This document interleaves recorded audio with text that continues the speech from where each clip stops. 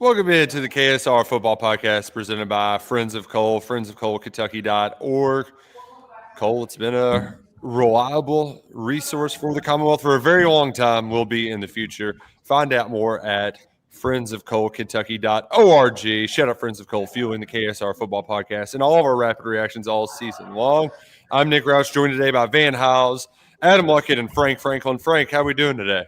I'm doing great, man. It's good to be here. I'm checking in for Drew today if you need me. Frank will be around if he needs to check in. You know what? And today might be a good day for it. Kentucky did get mollywopped in Nashville, 45-17. It was 42-3 entering the fourth quarter. The fat lady, she started warming up her pipes early, and she started singing early, even though the game was over and we still had an hour to play. That was brutal.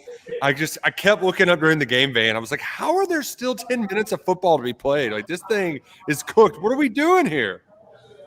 Man, that was an embarrassment on all angles.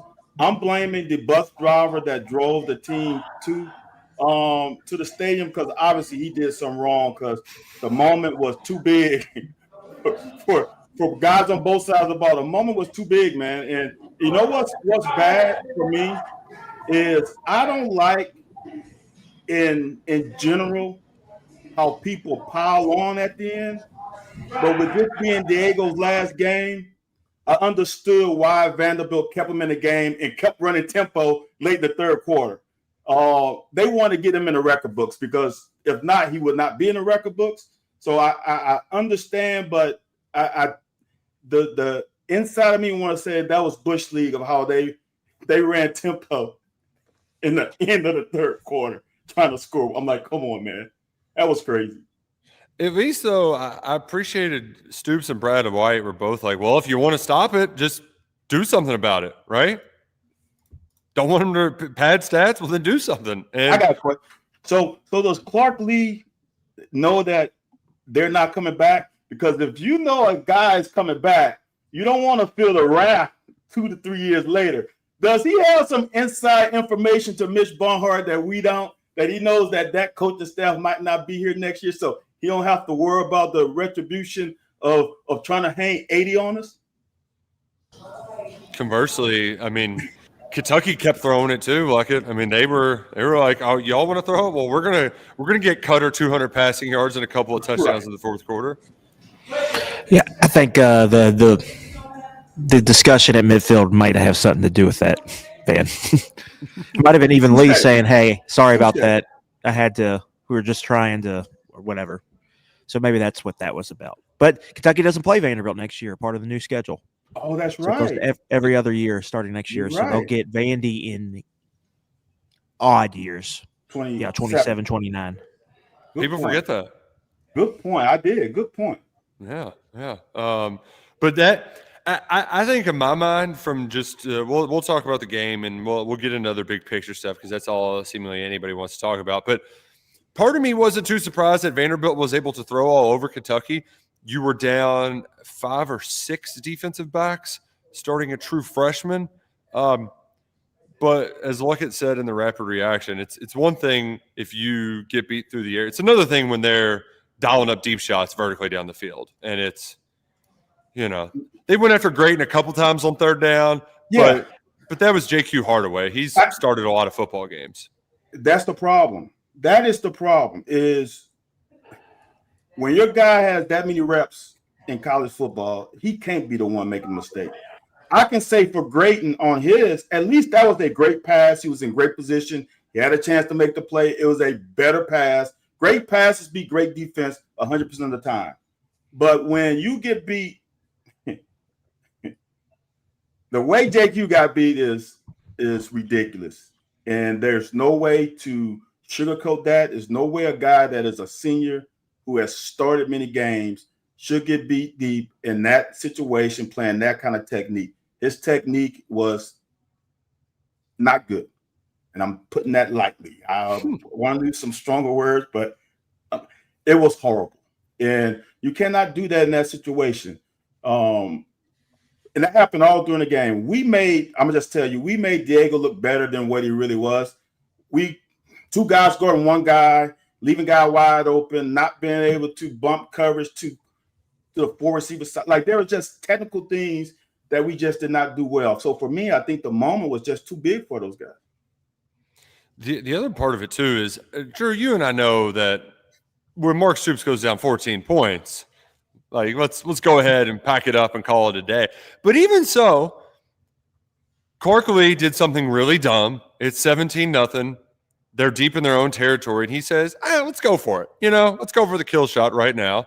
And to amplify the stupidity, I was like, Pavia's not over center right now. They had him lined up over the guard, snapped it to the running back.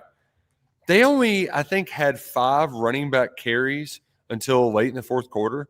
Mm-hmm. They were like, you know what? Let's give this guy a direct snap. He botches it. And so they basically hand Kentucky a scoring opportunity there. It's like, okay, well, maybe you can show a little life before half, but Drew, there were 59 seconds left, and that's about 50. That's about 49 more than Vandy needed. Yeah, I'd actually completely forgotten about Clark Lee's dumb mistake there. I've been so caught up in all my own disappointment in my own team. That was a gift that Kentucky had at the end of the half. But, at this point, you could put 16 seconds on the clock in the half and kick off to another team. The other team's getting theirs before halftime. That's just happening every game. It's been happening for years. Unless Kentucky punches it in as time expires, they are giving up points before halftime. And we got to see it again last week. Just part of the good Kentucky football tradition. Yeah, and I know the part that pissed off Luckett is it's like, why are you kicking a field goal?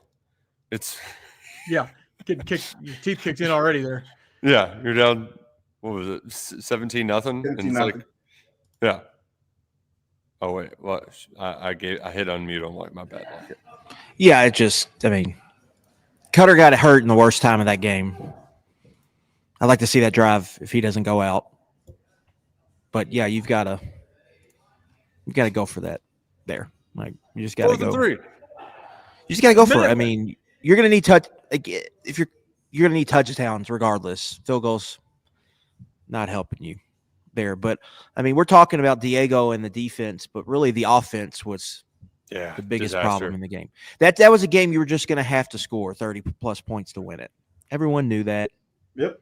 You're going up against a really good offense. Now, I do think like some of the secondary stuff is entering kind of crisis mode. It's, they are injured, but they haven't really been able to cover anyone all year. There's been a couple games where they've had some moments, and that was the one position that they kind of sacrificed to me in this last season's rebuild.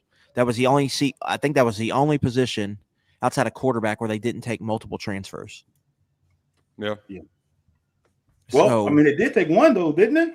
He take one, and he's not playing. So, and he didn't. He played just a little bit. That's one you enter this offseason like it's something you have to get fixed. And plus, that one got beat deep when he got in the game too. Yeah. Well, I even look at it like, I don't know about what Van feels, but the one with Scott on the deep post, it felt like it should have been.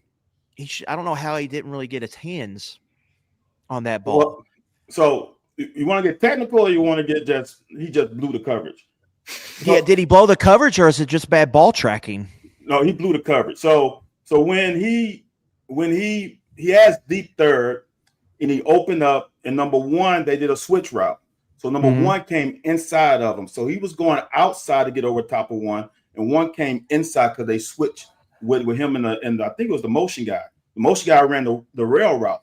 Well, when he opened his hips to go outside, instead of speed turning, he opened up back to the inside, and therefore he lost all momentum. When in that situation, he needed to speed, like in baseball. He needed a speed turn. He would have speed turn. He would have ended up over top of him, and he would have got a pick. That's the same coverage that we got to pick on in Florida. The exact same coverage. And in Florida, he got lucky because he got all the way to the numbers when he opened his hips. But Lagway waited a split second. The pass became longer. It had to be elevated, and he made the pick. This time, he opened his hips back, and he lost momentum, so he couldn't get back up. But I'll say this: if it wasn't a great pass, he might pick it off. Yeah. But yeah, Pavia made some throws. You just kind of have to tip your cap to them there, but they were getting the ball back too fast. Too many possessions. Like for Kentucky's offense, really let them down in that game. Time. I don't want to hammer on the defense too much, but there was some. The coverage is concerning, highly concerning. But offensively, I thought it was the worst game they've played all year. It was a system failure on all fronts. There was nothing positive about this game going into the fourth quarter. I couldn't hang my hat on Laros giving 50-plus yard punts. I couldn't get on Kendrick Law with punt returns. There was nothing positive about that game except this. On the first drive, we got a first down. That was all. That was fun. Hell yeah. we were 3rd and 4. We converted, and that was the only thing. After that, it was all downhill.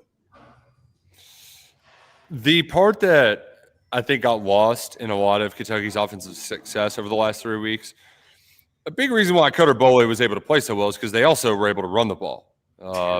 You had a true balance in the offense, and the defensive line of Vanderbilt was just absolutely wrecking Kentucky's offensive line. That, I don't know if it was the first 3rd down conversion or the first time they got stuffed on 3rd down, but there was a 3rd and 1 where like Seth McGowan was getting tackled before he had the ball. Just stuff we hadn't seen from the offensive line, and we talked about it a week ago, how you tip your cap to them because nobody was talking about them. Well, everybody's talking about it because they sucked. They sucked against Vanderbilt, and I did not see that coming because Vandy's defense had been giving up anything and everything to everybody. And in this game, Kentucky just couldn't block them. And I don't know how you drop the ball so mightily, so easily, where they were just completely one-dimensional the entire game. I was fully prepared for Kentucky to lose because with the defense as banged up as they were, kind of knew Pavia was going to get his. I was fine coming home with a loss in this until the offense didn't make the trip. That has nothing to do with the secondary being out. Well, they have 31 rushing yards. Kentucky football had 31 rushing yards in a game. The line gave them no help. The only way I was going to be disappointed in the outcome is what happened. The offense didn't make the trip. I was kind of going to give the defense a pass to a certain extent with what they were up against, but the offense did not help them out whatsoever, and that's what made the loss so frustrating is they were the worst part. And it's like they didn't know what was coming, too. But they were surprised that Vandy blitzed their brains off. That's why I'm not sure. I know the O-line is going to get the blame, but when they are, in essence, sort of in a bare front and they are bringing linebackers, we can't block everybody. Like, it's impossible for the O-line to take control. Like, on the 3rd and 1, that was a linebacker penetrating a gap that Wiley just couldn't get to. He just couldn't cut him off. Like, in those situations, I would say this. Clark Lee and their defensive coordinator say, okay, redshirt freshman, let's see if you can really win this game. That's what they did. They just took away the run. Let me see if your wide receivers are as good as they've really been these last 3 weeks, and let's see, can you throw the ball 40 times and win this game? They were not going to let us run the ball at all. And even though it can be the offensive line fault, there's more layers to that. And they took away something, and we just could not get over that, them taking away that. We could not throw the ball. I don't think Cutter saw the game as well as he's seen it in the past couple of games. The picture was not clear to him. Everything was sped up for him, and we just could not convert with them. There were guys open. There were guys running open. We just could not get it to him. If I could pay Cutter Boley a compliment, I thought he was dead on the field watching at home. And for him to come back in a blowout when he could have sat down and said, this ain't going our way, I just got rocked. He came in as quickly as he could. That looked awful on TV, the way he was laying on his face and not moving. Yeah, I think saw his helmet rolling across the field. It's like, so from bad to worse, right? Come on, this is terrible. It's a nightmare. Well, to Van's point, if you're playing a passing game that has proven it can throw deep, you can't play defense like that because then you're giving away. And Kentucky has not proven yet that they can do that. I think if they're playing you like that, it's almost got to be, okay, screw you. We're going deep. Like, you're not going to sit here and just blow up everything short to. Dude, And they just were giving up. didn't do that. Yeah.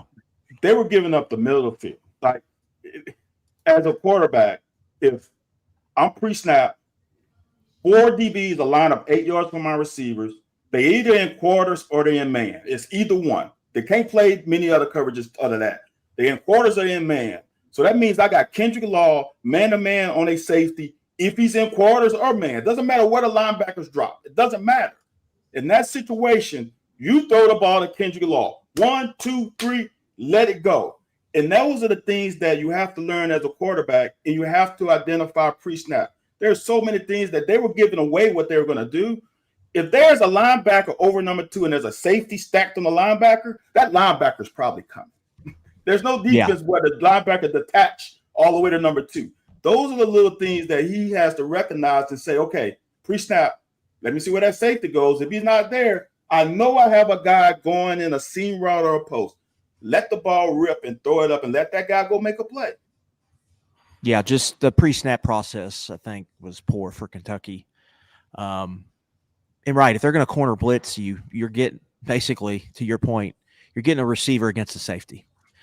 If a corner's coming, there's leaving, no matter what they play behind that, you got to take advantage of that. Kentucky just couldn't do that.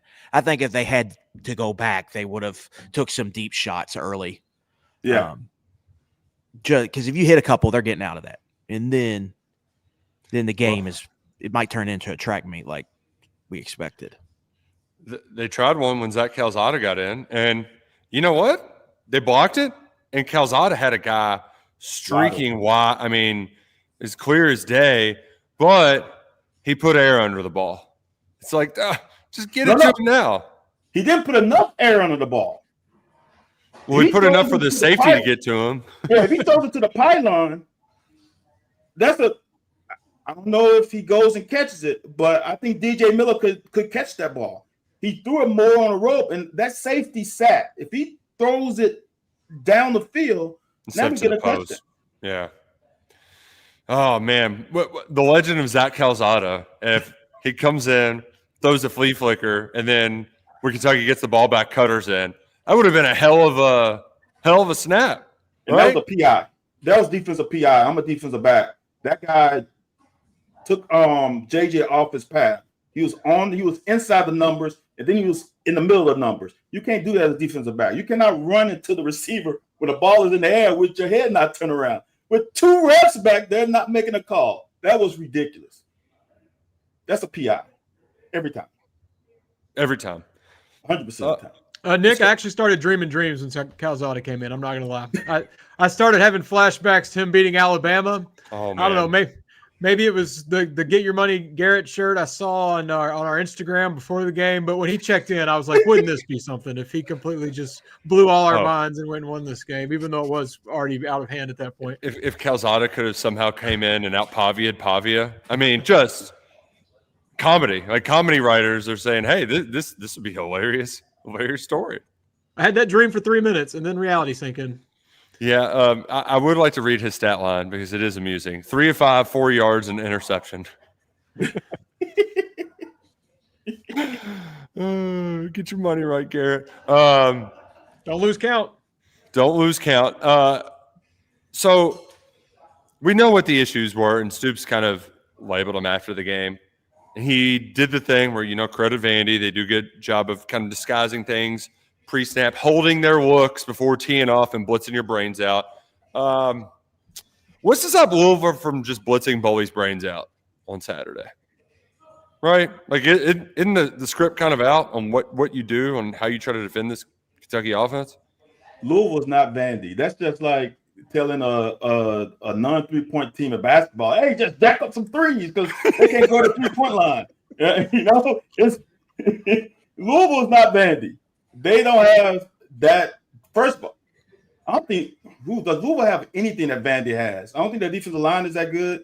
Their secondary, they might be equal. You just can't do the same thing other teams do because you don't have that personnel.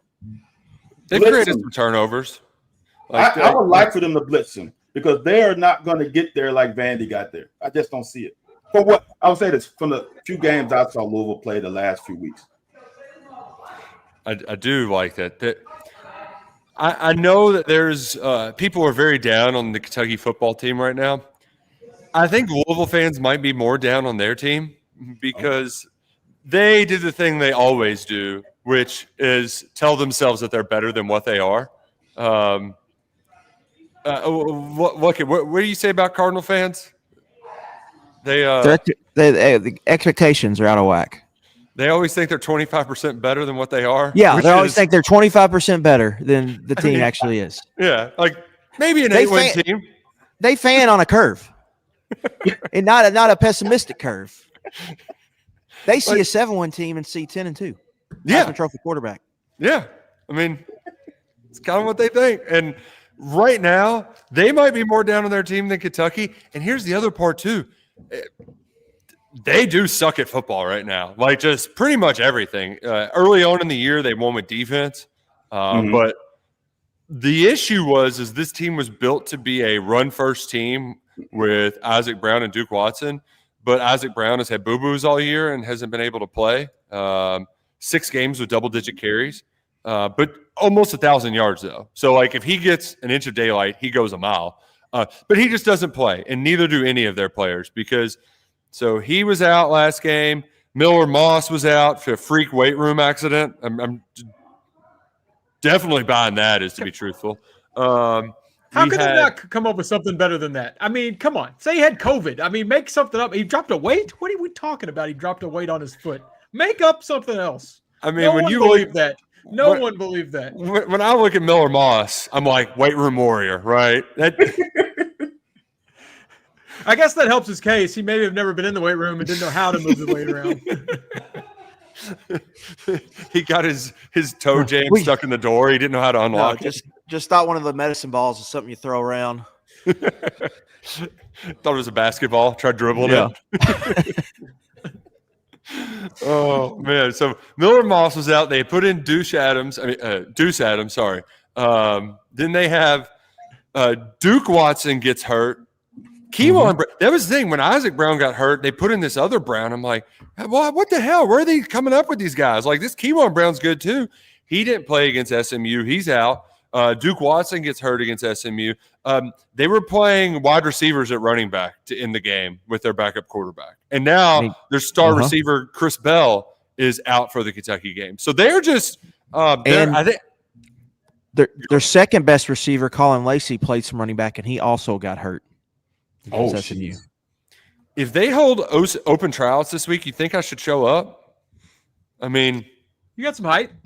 Yeah, like what? It can't be any worse than what they're rolling out there Saturday.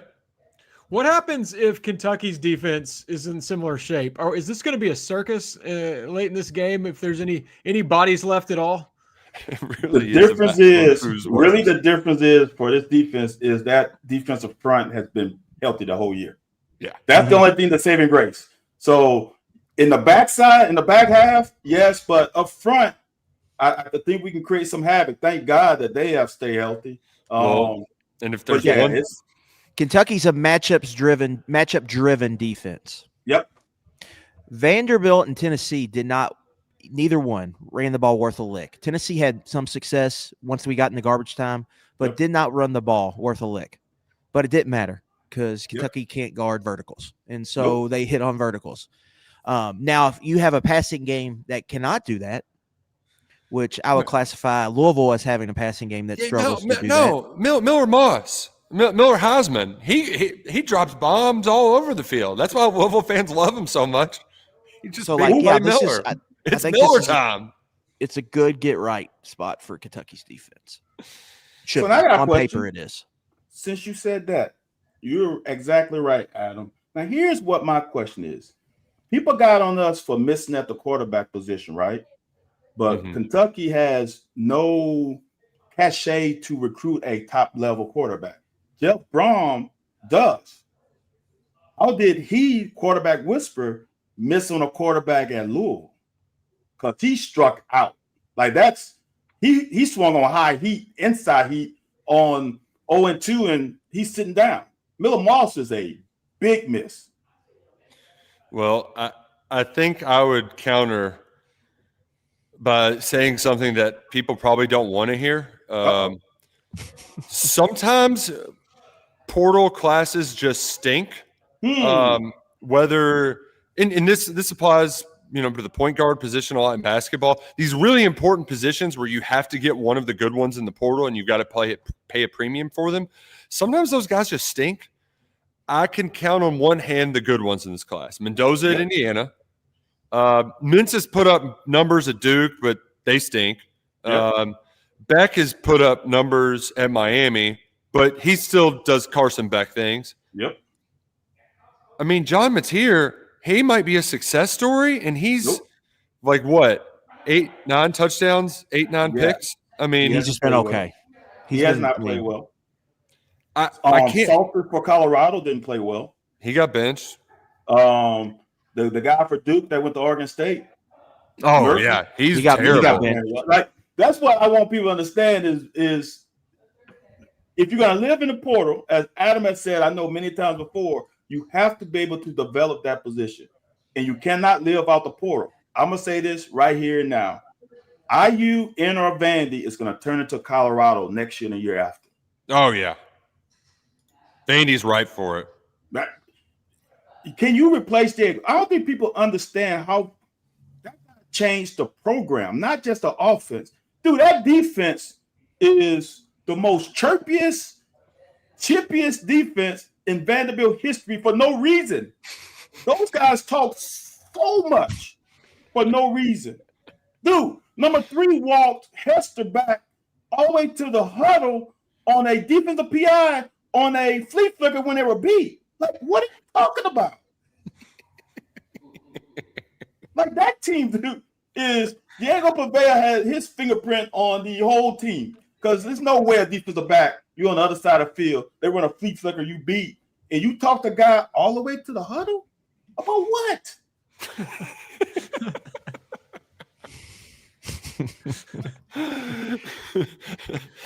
Now I want to hear what he was jawing, what he was saying. Yes. What did you say? Like that made no sense to me. Like some of the Well, I will. This is I love when Van cuts himself off. To cut you off real quick, Nick. I love when Van just has to stop and then he smiles. My favorite part of the show. It's crazy, man. That team, look, someone's going to humble them really quickly. I want them to make the playoffs and play a good team to get humble. Because right now, they are on some juice that even when they were getting beat by Auburn, like, dude, y'all getting beat by like 2 possessions to Auburn. Like, are we serious? I don't know, man. Kids are different, I guess. I have a feeling that'll be a high total at Neyland Stadium on Saturday. Yeah. Not a lot of defense going to be played between the Vols and the Doors. To your point, though, I think it is pertinent because we'll do a little big picture talk here, right? Because why the heck not? Signing day is 10 days away. I guess technically 9. Next Wednesday, Kentucky is signing a high school football recruiting class, and they only have 13 players. So today I asked Stoops, do you got any other irons in the fire? And he said yes. But he also acknowledged that some of the calculus has changed. That, there are teams with a bunch of money that are buying high school players. And, I need guys that can help me win next year. Which, if you go back to that portal talk, there is a sort of, if you're going to play more in the portal, you could get burned more in the portal. And, what's working well for them this year, it's a lot of their high school recruits from a year or 2 ago are playing really well. DJ Miller, Cam Miller, Cutter Boley, etc. Yeah, just very interesting. I'm interested to see how long this goes. Would this be a multi-year-over-year thing? It also smells like, Nick, what you do if you're operating short-term, if you're not going to be here in a couple of years. Yeah, we gotta maximize what we have now because what's the point of waiting around for later? And also, is it what you say if you just got behind and you lost Vince? Things didn't happen well in high school, early in the cycle. Money just all of that. But yeah, it's definitely they're saying that they're a portal program now, and that's how they're going to build their roster. They're going to get 12, 13 kids right now. It's 13 right now, and he says there's more irons in the fire. I don't know which exact ones those are, but they're in the JUCO market. There might be a couple more high schoolers they could get, and then they're going to portal it, and then we'll see how it goes. But yeah, I do. To your point, I think why things went bad last year was for misses in high school recruiting, and why things are going well this year is because they've hit on some young players. Yeah. And then their portal halls have kind of just filled in holes. It's not necessarily been the best part of their teams. Yeah. So I would be concerned about that moving forward. Are we going to gloss over? Maybe y'all in the media, y'all hear it. I'm just hearing it right now from your mouth, Nick, is that he's going to be here next year. We're just going to gloss over the fact that he is preparing for next season. I thought he was out of here. Now you're telling me that he is saying with chest puffed out, like, all right, I got to get ready for next season and get some guys in here. For him to say that like that in week 11, going to week 12, means he's confident that he's going to be here. He should be. You got to write a big old check to send Mark Stoops packing. Yeah. And I know there's a lot of people that kind of, I don't want to say ignore that, but that's the reality of the situation. It's a big old check they'd have to write to Mark Stoops, and I don't know who's going to write it. The name, the family that has their name on all those buildings over there, they aren't in the business of writing checks to make people go away. They're in the business of building buildings and buying a couple players here and there, like Oscar Shibwe. They're in the business of writing checks to make people go away. So I don't know where you're going to get that money. I do think that if there are people who want him to go away, like a lot of the alternatives aren't being mentioned, right? So I was trying to think of the scenarios that could unfold in December. There's a lot, and it's hard to organize your thoughts on all of them, but Stoops made it clear last week that we're working to get the money right to be like Garrett and make sure we got enough money for a roster build. Mitch said that we're going to sit down and see where things are at the end of the year. That may be a thing that Stoops says, like, hey, I want more money for my roster. Is Mitch going to counter and say, well, I want that 60-day clause removed from your buyout? Right? Like that should be how a negotiation could go. He could also say, Mark, you need a real front office, not this half-assed. Eddie's the GM, but he's not really the GM because Eddie just kind of says these are the players we need and this is the budget we have for each position. And then they have a scouting department led by Chase Heike. He goes and finds players that fit that criteria, tells the assistant coaches, hey, here are the 8 or 9 players. Who do you like? Go recruit them. Then we'll go sign them. But ultimately, it's Stoops who signs off on everything. Like Stoops is still doing all of this. He's buying a grocery, man. I got to buy the grocery. Come on, yeah. So does Stoops?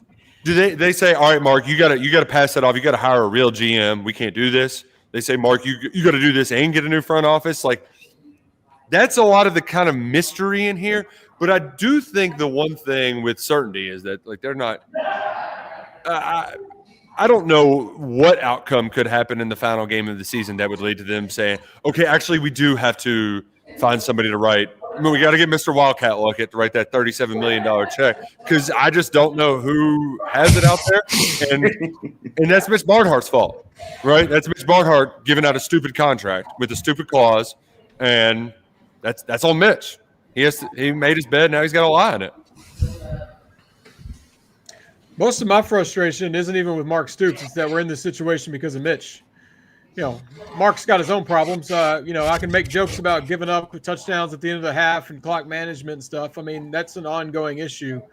But I see that Kentucky's handcuffed and in the spot because of Mitch and UK athletics. I mean, even if Stoops comes back, which is looking like he probably will, Are they going to even try to sell tickets this year? Or are we just going to act like there's not a football stadium? That would be That's cool. not. It's not Mark. I know Mark puts butts in the seats with wins, but it's not Mark's job to print out posters and do commercials and have spring ball and sell tickets. They have completely failed him on that, and probably many other things behind the scenes we don't know about. So yeah, Stoops got his issues. I don't think he's the future long term. He's on the back end of his contract. But UK Athletics and Mitch Barnhart specifically are the reason we're in this this problem, and it's as bad as it is in my eyes.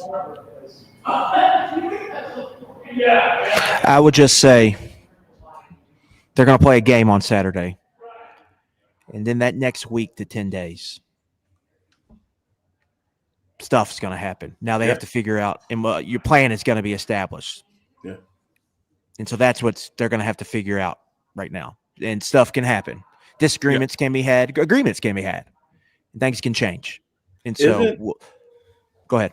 Oh, go ahead, Adam. I'm sorry. No, I was just saying that's where we're at right now. That's just the bottom line. Is they're going to play a game, they're going to talk, they're going to come up with a plan, and they're either going to continue with that plan or someone's going to say, "I'm out of here." Good. Yep. Yeah.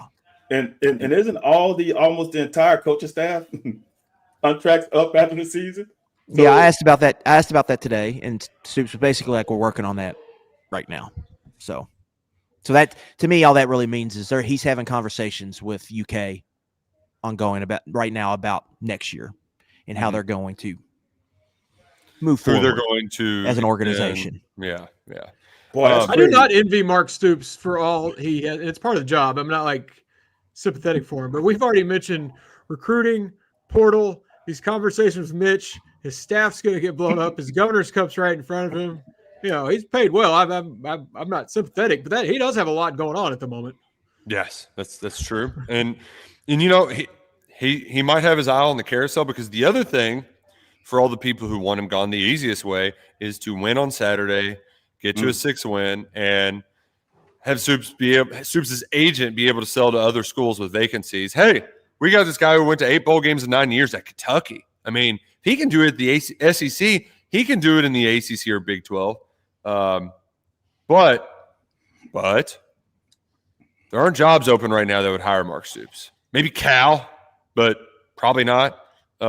So you get into a situation in the carousel that if you want another school to take him off your hands, it's one of those schools that loses their coach to another job. So that means that job's not opening until 4 or 5 days later.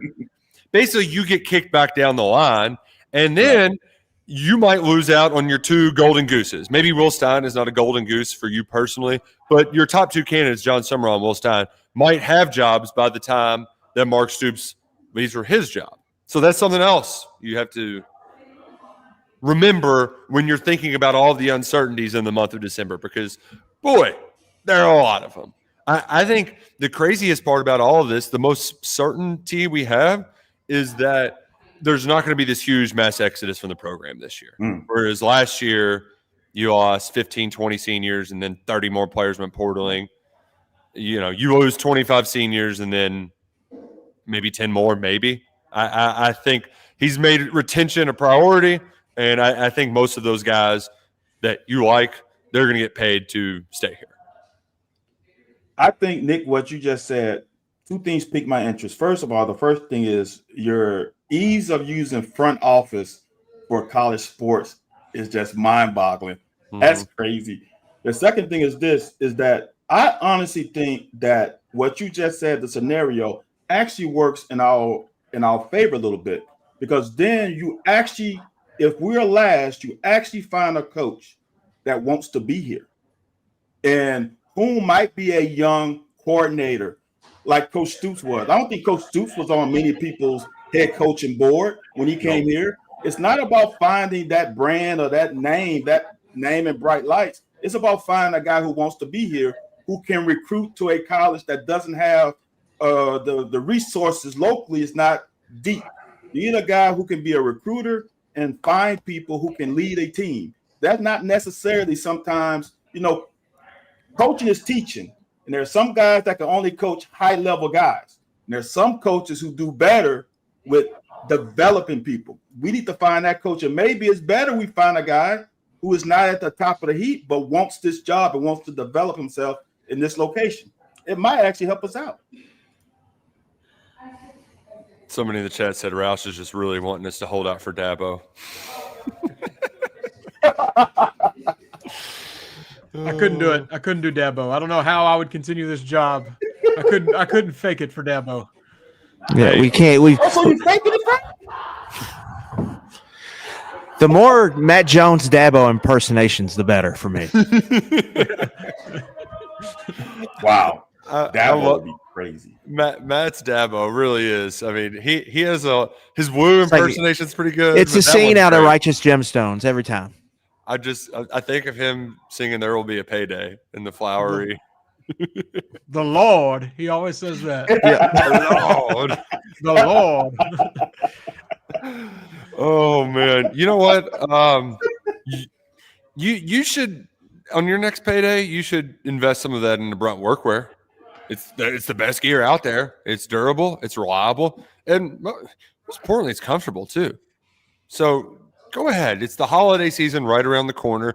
Get the one you love, some Brunt Workwear, and sometimes that might just be yourself, right? You love yourself. Treat your feet right. Get the durable, comfortable work boots, the Omen, the Marin. They're awesome. You don't even have to break them in, and you can wear them on the job every single day. Make your work day a little bit better with Brunt Workwear. They've also got a full range of high-performance gear like heavy-duty work pants, weather-resistant jackets, and much, much more. Brunt designs durable, reliable workwear to keep you protected and productive in any condition. And for a limited time, our listeners are going to get $10 off at Brunt when you use code KSR at checkout. So head on over to bruntworkwear.com/KSR today. Get a little holiday shopping done and make your workday a better day with Brunt. Man,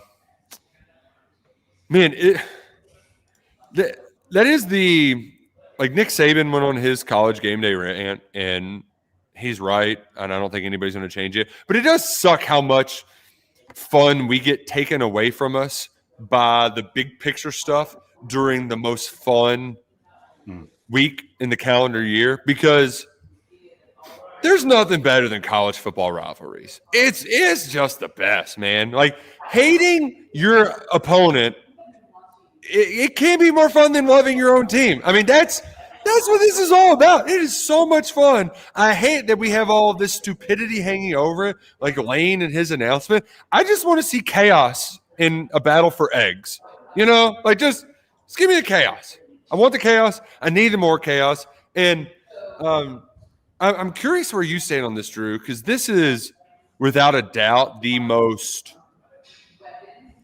energy, the most juice that either fan base or program has on either side of the rivalry since it moved to the end of the year.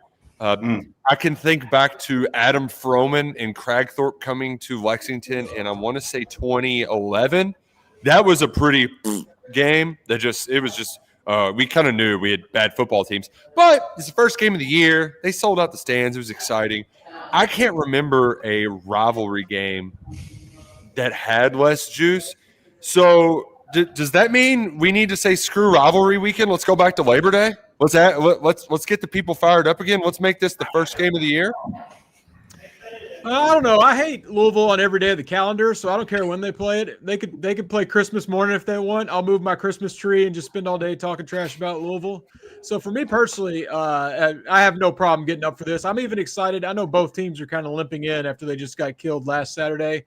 I'm not going because I would rather Pete Rose slide naked on gravel than go anywhere near whatever that stadium's called. Don't even know. It's not Papa John anymore. But I'll be at home. I hope that Bell Bonds Stadium. Belmont Stadium. I hope that other people have my mentality and they take that energy in there, because that's what the game needs. It needs the hatred. And thank you for saying what you said to start. We're supposed to hate our rivals. Here lately, it's gotten a little bit like, oh, can't believe you say that about them. No, we hate them, and it's okay to say you hate them. It's a sports hate. Like, I hope they all go home to their families and get a good night's sleep and live great lives. But between the lines, for a couple hours once a year, it should be absolute hatred. And I hope that's still the case, even though both these teams are at a very low point going into this game. Nick, who wins this game if it's played week one? Oh, Louisville. Not even close. Who are you picking this weekend? I'm heavily invested. Largest bet I've made in years on this game, on the Cats. Kentucky plays in the SEC. They have a little thing called money in this conference. Money helps build rosters, specifically rosters with depth. Stop trying to make the week 1 Governor's Cup happen. This game is where it needs to be. This game benefits Kentucky playing it at the end. This is where it needs to be. Even though the onus is now on Kentucky, this is a must-win. We're not gonna tiptoe around it. It's a must-win. Like Louisville just got beat by 30. You have to go to a bowl game. You made these late-season strides and then got your ass kicked at Vandy. You can't lose another game. You have to win this football game. However, Van, I live in the city of Louisville. I grew up there, and it was a lot of fun talking trash all summer. The rivalry game was more fun. Did you played in this rivalry game? Did you like opening the season with it? Well, honestly, I didn't know any better because it was the first time my sophomore year, the first time they brought it back in however many years before that. So it was just nice to play. Look, it was nice to play for a trophy when they gave out trophies. Mm-hmm. With a game that we legitimately had a chance to win because the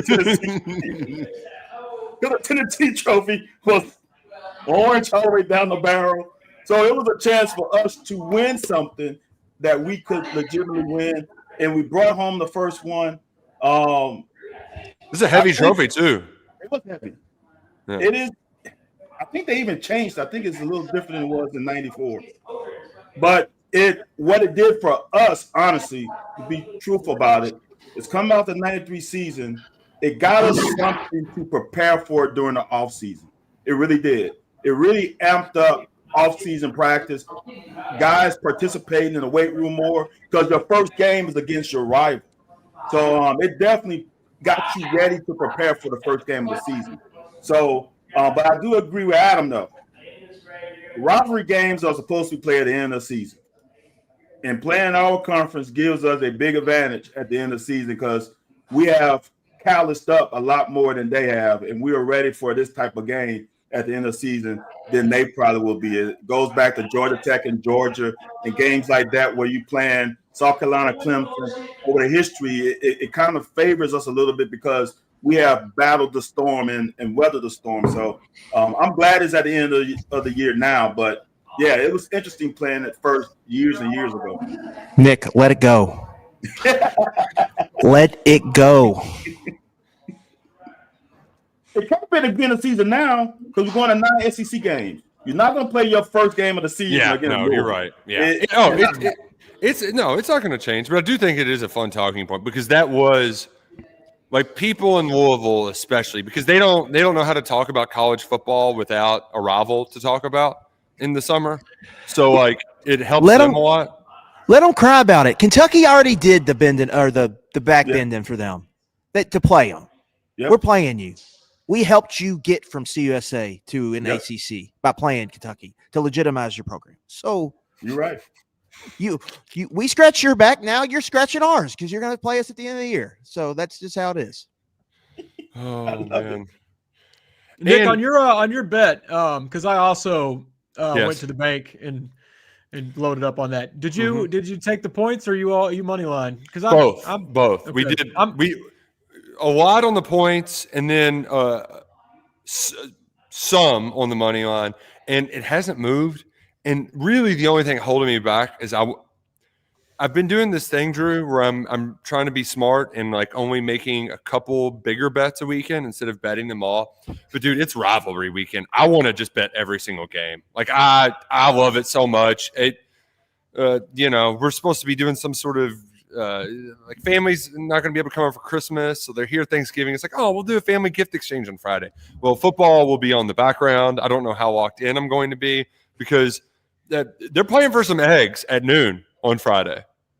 There will be eggs had, and I want Mississippi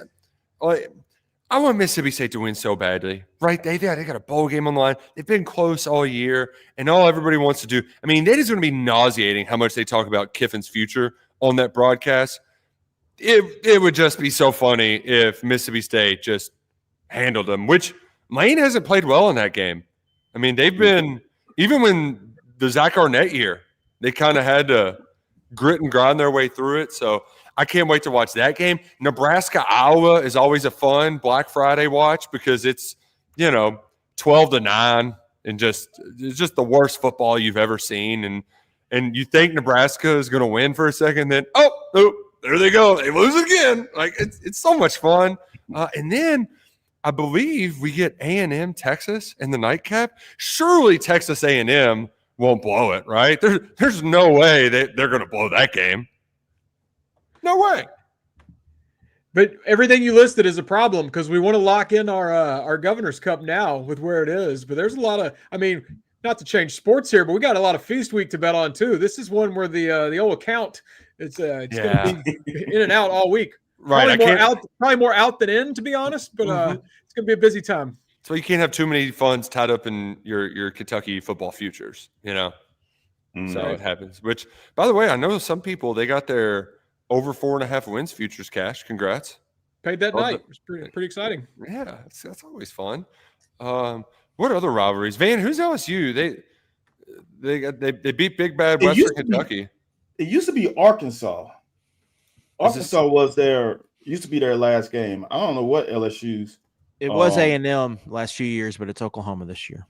Oklahoma. Nick, have you ever heard of the Iron Bowl? That won't be very exciting this year, but that's a pretty big one to tune into. Bowl. They might put up a fight. I know maybe. Steel Bowl, but I don't Iron. Yeah, it's probably a little lopsided this rendition. No. We need Auburn to do the weird Auburn thing where they play well at Jordan Hare, because they figure out a way to play well there. And here's the other part too. You forget. Auburn is not ranked. And what does Kalen DeBoer like to do? He loves beating ranked teams, but if you're unranked, look, I'm serious, and I know this is blasphemous, but Alabama losing to Florida State should disqualify them from the playoff. Yeah, it just should. You cannot lose to Florida State, not to Castellanos. Come on, man. By 2 scores? Dude, you lost to Mighty Mouse by 2 scores. That should be automatic disqualification. It wasn't that close. That's what I'm saying. John Summerall, Tulane should automatically be in because Alabama losing to that team first game of the year. It's no way. And then you mean the Diego team that just scored 11 11 points? They just scored 11 against NC State. You don't think they're power? 11. Oh, DJ Elliott. Nobody scores 12 points against DJ Elliott. All right. You're at 11 and you're going to like it. Wow. Nick, are you and Luckett, I assume you'll be going to the game. Do you all participate in any of the surroundings at tailgating, or do you just walk straight in for this big one? Well, it's going to be 30 degrees, so there's freeze warning on the University of Louisville campus. No one outside. Yeah. I don't even know. There's a weatherman in here. Here they might just be saying you can't go outside. Can't sit at a football game. Well, there's some big Little League games, Drew, on Saturday, so that might keep people home. Do the Bats play? We got a soccer game. It's the day after Black Friday, so we got to go to the mall, get all the deals. Yeah, big Christmas shopping day in the city. No, but I'm interested to see. I don't know how that crowd turnout's going to be because they're mad. Louisville, when their fans quit, they really quit. They quit more than their players, which is hard to do, So, I don't know. With it being that cold and a noon kickoff, I wouldn't be surprised if that crowd's pretty bad at that game. I love it. Wow. That cold at a football game Thanksgiving weekend would deter people. Because it is one of those. I actually do like to show my face at a lot of those and see how many people will talk trash. But the nooner too, people will they'll just get up and go. I think Wow. I do remember. It was the Lamar game when the band talked trash and started playing at the catwalk. That was fun. Oh, which speaking of. Mark Barry and Brown gave the Louisville band down. Yeah. Barry was the one giving the band the business a few years ago. I remember Yeah, earlier today, Mark Stoops said something along the lines of, the players don't really need Vince Marrow to add more motivation. I think he's going to add some more motivation to the Kentucky football players. I think I hope Vince is wearing those pants inside out so he can be easily identified, because the players are going to come looking for him, right? Like that's happening. Do you think we'll get a tweet before kickoff? I mean, anytime. I mean, not literally before kickoff, although he's been known to do that. Between now and kickoff, will we get a tweet? I would set it at 2.5. Wow. The total. Okay. Yeah. Wow. I think we'll get multiple tweets because there will be one. He'll say Happy Thanksgiving or something. But he'll say one where he goes over the top and then he has to walk it back. Yeah, if one will get deleted. Yeah. What is that? What's the fine print on my bet at 2.5? If it's deleted, does that count? Oh no, it still counts. It still counts for the over. Okay. All right. I'm excited to see him over on the other sideline. I'm not going. I just mean I'm sure we'll get a lot of camera shots. Maybe not to the extent of Pavia, but we've been counting down for this awkward Vince moment. And it's right here in front of us. Because we asked Stoops about that today, and I asked him. I phrased it more of like, last year was a disaster. You walked into this room 365 days ago, just talked about how disappointing it was for your team to play like that. And he played it off, but he also didn't play it off. Like you could tell that there is, for lack of a better term, extra motivation for this. Now, does that do anything or not? But we've heard it. Like that coaching staff at UK, for right or for wrong, I think they want to shove it to Vince, right? Yeah. For lack of a better phrase. So, I definitely think there's going to be motivation. And this is very much this game almost feels like a bowl game to me. Mm-hmm. Whichever team has the most juice, I think is going to have the advantage. And just from what we've seen and what we've known, I'd be surprised if Kentucky didn't have the most juice to start that game. There were one Vince angle I'm considering, and I know Josh Caddis is out, but I am betting every anytime touchdown for a tight end because I think they're going to want to show off the tight ends a little bit. There was something I was talking to one of the portal arrivals this offseason, and he's like, "Yeah, well, I didn't really have a reason to hate Louisville, but I do now." So that's the other thing. The players on the team that didn't play here last year got to know him, right? Got recruited by him. He was here till June. It's not like he left. That's what I'm saying. He was here for 5-6 months while they were here. Yeah. He was here longer than the football season. Right? That's true. So you're right. So that adds an interesting layer to the game. This coaching staff has many reasons. And that one thing is because of all the antics and the praise he got for being a recruitment coordinator. On top of that, these guys get a chance to prepare for next year. We're getting 2 weeks of free practice. It all adds up to, as you guys said about the juice. They are going to, as Coach Summerall used to do before the game, if you need juice, come to me.